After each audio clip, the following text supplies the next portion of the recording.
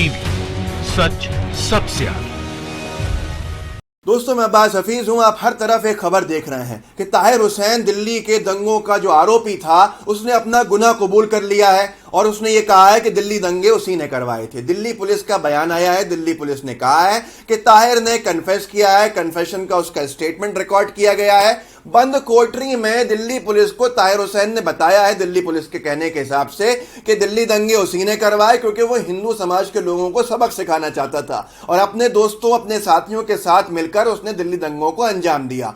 अब यहां पर अनभक्तों की एक पूरी टोली जो है दोस्तों, वो खुशी से उछल रही है, कूद रही है। उसको मानो एक बहुत बड़ी सफलता हासिल हो गई हो और ये बात तो अदालत तय करेगी कि दोषी है या निर्दोषता है। मैं ताहिर का साथ नहीं दे रहा, ना उसका विरोध कर रहा, क्योंकि मामला सब जुडिस है। आगे तथ्य बताएंगे, साक्ष्य बताएंगे। लेकिन सबसे बड़ा सवाल है अनभक्त और गोदी मीडिया। गोदी मीडिया ने उसको आरोपी से मुजरम लिखना शुरू कर दिया है। अनभक्तों ने अपना काम शुरू कर दिया है। लेकिन अनभक्तों को और गोदी मीडिया को हम बताएंगे, आपको एक्सपोज करना बेहद जरूरी है कि पहले इन्होंने कर्नल पुरोहित के वक्त क्या कहा था। जब कर्नल पुरोहित ने कबूलनामा अपना दिया था, बाद में पलट गए थे। असीम आनंद के वक्त ये अनभक्तों की क्या हालत थी, और प्रज्ञा ठाकुर, साध्वी प्रज्ञा ठाकुर जिनको सांसद भी बना दिया, उनके वक्त भी, उनके बयान के वक्त भी ऐसे क्या हालत थी अनभक्तों की, जिससे आपको समझ में आएगा कि दोगले चरित्र के लोग हैं और कुछ नहीं है। भाई अदालत तय करती है और बाद में हर एक इंसान, ये जो पुलिस कस्टडी में बयान होता है, इनसे पलट जाता है, इनकी कोई वैल्यू भी नहीं है। सबसे पहली बात तो यह है, जो पुलिस बयान लेती है, बाद में जो आरोपी है वो यही कहता है कि भाई हमें मारा पीटा और हमसे बयान लिखवा लिया, प्रेशर में हमने बयान दिया है, इस बयान पे हम कायम नहीं है। चलिए आपको पीछे लेके चलते हैं थोड़ा सा, आपको कुछ समझ में आ जाएगा, अनभक्तों की पोल भी खुल जाएगी।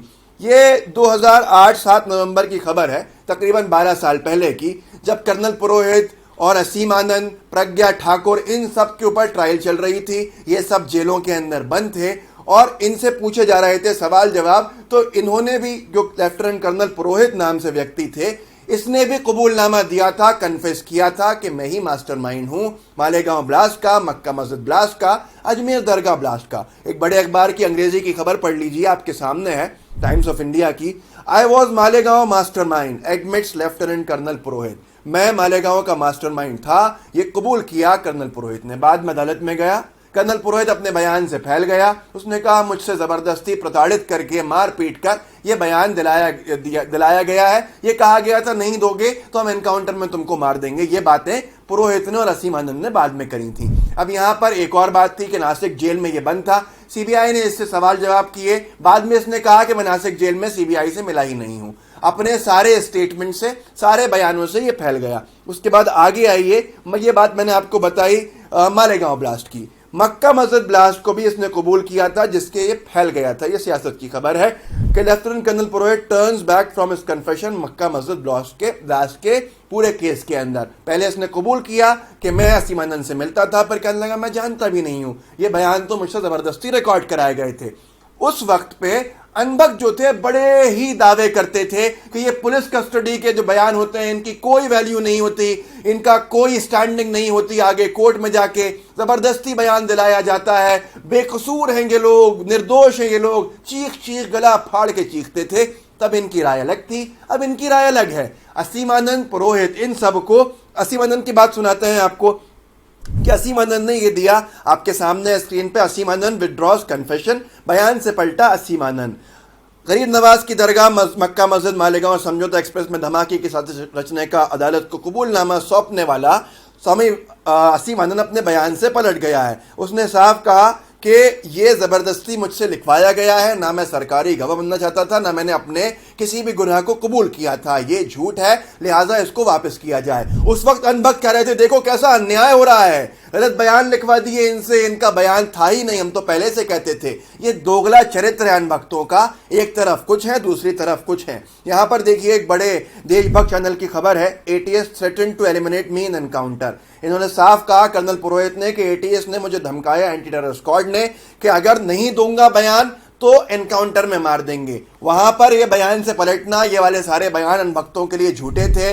बयान से पलटना सच्चा था क्योंकि मामला असीम आनंद से जुड़ा था, कर्नल पुरोहित से जुड़ा था और प्रज्ञा भारती से जुड़ा था। कहीं ना कहीं जो लोग भाजपा की विचारधारा से प्रेरित हैं, भाजपा की विचारधारा के हिसाब से काम करते हैं, इसलिए इन मामलों के अंदर इनको बहुत अच्छे से अनभक्त समझते हैं और उनको सही मानते हैं। कर्नल पुरोहित, असीम आनंद, प्रज्ञा ठाकुर के ऊपर अभी भी केस चल रहा है मालेगांव ब्लास्ट का। आप देखिए भाजपा उसके साथ आखिरी दम तक खड़ी रही। अरविंद केजरीवाल पूरा संघी, हम पहले भी कह चुके हैं कि वो भारत के संघी ढांचे में विश्वास भी रखते हैं, तो संघी तो होंगे, लेकिन वो वाली विचारधारा भी उनकी संघ से जुड़ी हुई है और वहां पर ये बार बार काम करते हैं। जब मैंने पिछले वीडियो में कहा था कि अरविंद केजरीवाल भाजपा की बी टीम है, तो आप में से बहुत से लोग नाराज भी हुए थे, जिनको लगा था कि भाई मैं गलत कह रहा हूं। लेकिन देखिए वो उसी आंदोलन से निकले हैं जो संघ का आंदोलन था, अन्ना हजारे का आंदोलन था, और इनके बयान भी ऑफ लेटली पूरे भाजपा की तरफ आने लगे हैं। आप समझिए इसीलिए इन्होंने यहां छोड़ दिया है, जबकि पूरी दिल्ली पुलिस का ये कह देते हैं कि मेरे हाथ में नहीं है, पर ताहिर हुसैन को छोड़ा हुआ है, उनसे अलग कर दिया, उससे अलग कर दिया है अपने आप को।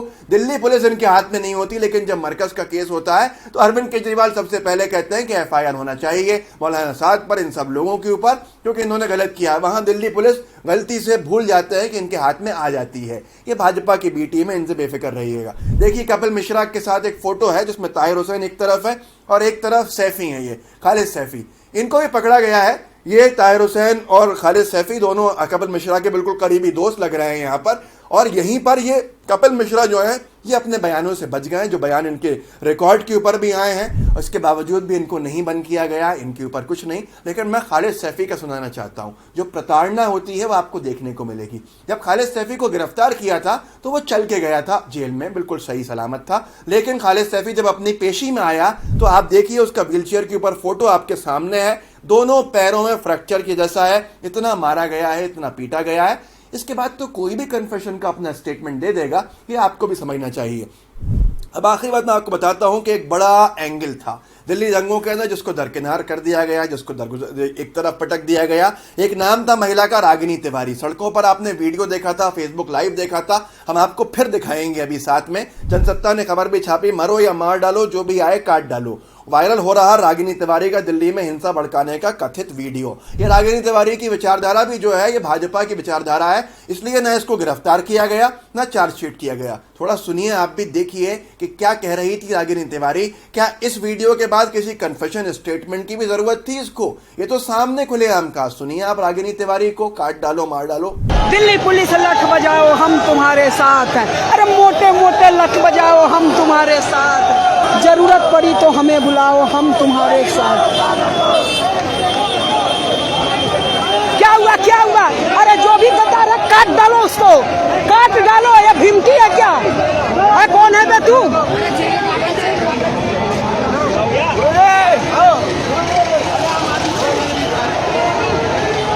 बहुत हुआ सनातन पर वार, अब नहीं सहेंगे वार। आर पार की लड़ाई, सभी सनातनियों बाहर आओ, मरो या मार डालो। तो दोस्तों देखा आपने, ये सारी चीजें आपके सामने हैं। देखिए बहुत सारे स्टेटमेंट्स आते हैं, बहुत सारे बयान आते हैं जो पुलिस कस्टडी में होते हैं, और क्रिमिनल केसेस में पुलिस कस्टडी में दिए गए बयानों की कोई खास स्टैंडिंग नहीं होती। आगे लोग अपने बयानों से फैल जाते हैं, अदालत भी इन बयानों को एक तरफ रख देती है। ये बयान माहौल बनाने के लिए होते हैं, जमानत नहीं मिले इसलिए होते हैं। ये आने वाला समय बताएगा, साक्ष्य पर डिपेंड करता है, क्योंकि इंडियन एविडेंस एक्ट भी बयानों को इतना नहीं मानता जो पुलिस कस्टडी में दिए हो। हाँ, मजिस्ट्रेट के सामने जब बयान रिकॉर्ड होते हैं किसी धारा के अंदर, तो उसकी स्टैंडिंग होती है, वो बहुत महत्वपूर्ण होता है। वहाँ क्रॉसिंग होती है, सारी चीज़ें होती हैं, क्रॉस क्वेश्चनिंग होती है, उसके बाद अदालत अपना फैसला सुनाती है। दिल्ली पुलिस को तो आप जानते ही हैं कैसे कुछ लड़कों को इतना मारा था कि वो जान से ही खत्म हो गए थे, अपनी जान से हाथ धो बैठे थे।